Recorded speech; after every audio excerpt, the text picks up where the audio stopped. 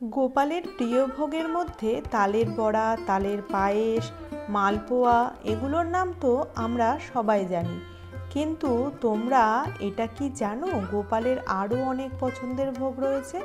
তার মধ্যে মাখানা ক্ষীর গোপালের অত্যন্ত প্রিয় একটা ভোগ। এবারের জন্মাষ্টমীতে একটু অন্যরকম ভোগ কিন্তু তোমরা চাইলে নিবেদন করতেই পারো গোপালকে। আজ আমি তোমাদের সাথে মাখানা ক্ষীরের রেসিপিটা শেয়ার করব, যেটা খেতে অত্যন্ত সুস্বাদু এবং স্বাস্থ্যকর। বাড়িতে থাকা অল্প কিছু সাধারণ উপকরণেই এই ক্ষীর রান্না করতে পারবে। চলো তাহলে পুরো রেসিপিটা দেখে নাও কিভাবে আমি রান্না করলাম।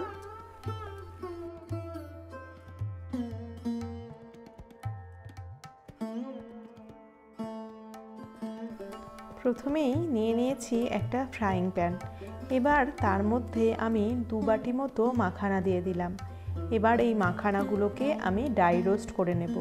গ্যাসের ফ্লেমটাকে একদম লো করে হালকা হাতে এটাকে নেড়ে চেড়ে কিন্তু ড্রাই রোস্ট করে নিতে হবে, যাতে মাখানাগুলো বেশ মুচমুচে হয়ে যায়। এই মুচমুচে মাখানা দিয়েই কিন্তু ক্ষীরটা বানাতে হবে। মাখানাগুলো যদি নেতিয়ে যায় তাহলে কিন্তু ক্ষীরটা একদম ভালো হবে না। দেখো আমার মাখানাগুলো একদম রেডি হয়ে গেছে রোস্টেড হয়ে। এবার চলো আমরা নিয়ে নিচ্ছি কিছুটা কাজু বাদাম, মানে আমি মোটামুটি 6-7টা কাজু বাদাম এবং 6-7টা আমন্ড বাদাম নিয়ে নিয়েছি। আর নিয়ে নিয়েছি অল্প কিছুটা ওই রোস্টেড মাখানাটা। এই সবগুলোকে আমি এবার একটা মিক্সার গ্রাইন্ডারের মধ্যে দিয়ে দিয়েছি আর এটাকে বেশ একটা গুঁড়ো তৈরি করে নিলাম। এটা রেখে দেব, এটা পরে কিন্তু আমাদের ক্ষীরে কাজে লাগবে। এবার ফ্রাইং প্যানের মধ্যে 1 চামচ ঘি দিয়ে তার মধ্যে কুচি করে রাখা কাজু বাদাম এবং খানিকটা কিশমিশ দিয়ে দিলাম। এবার এগুলোকে হালকা করে একটু ভেজে নেব। একদম হালকা লালচে কালার আসতে এগুলোকে আমি তুলে নিচ্ছি।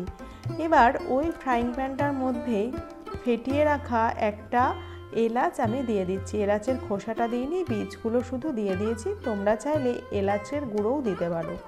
এবার আমি ওর মধ্যে দিয়ে দিচ্ছি 2 গ্লাস মতো দুধ, মানে মোটামুটি 500 গ্রাম মতো দুধ এখানে আছে, যেটা আমি আগে থেকেই একটু ফুটিয়ে রেখেছিলাম।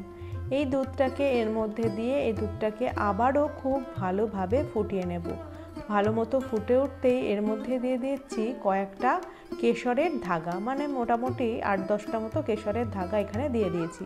তোমাদের বাড়িতে কেশর না থাকলে এটা অপশনাল, এটা না দিতেও পারো। এবার দিয়ে দিচ্ছি 1 মুঠো মতো মিছরি।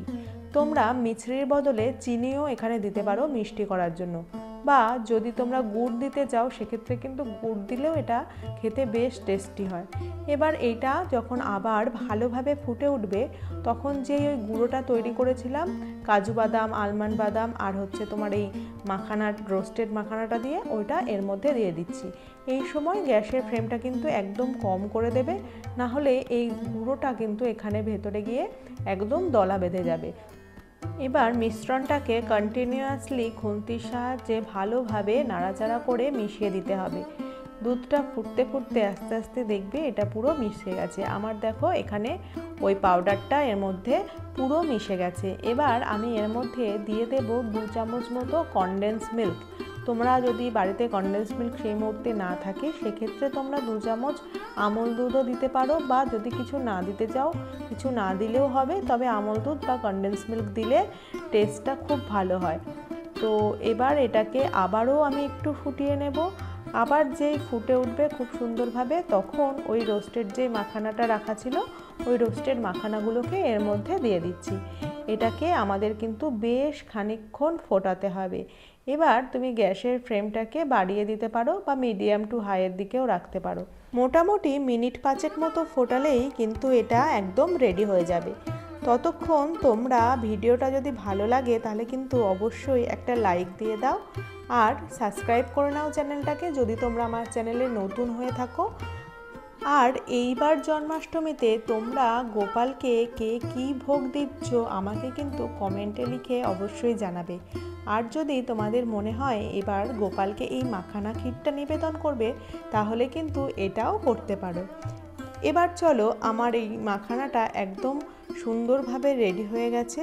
তো লাস্ট মোমেন্টে আমরা কি করব, যে ওই কাজু কিশমিশটা আমরা ফ্রাই করে রেখেছিলাম ঘিতে, ওইটা এবার এর মধ্যে দিয়ে দেব।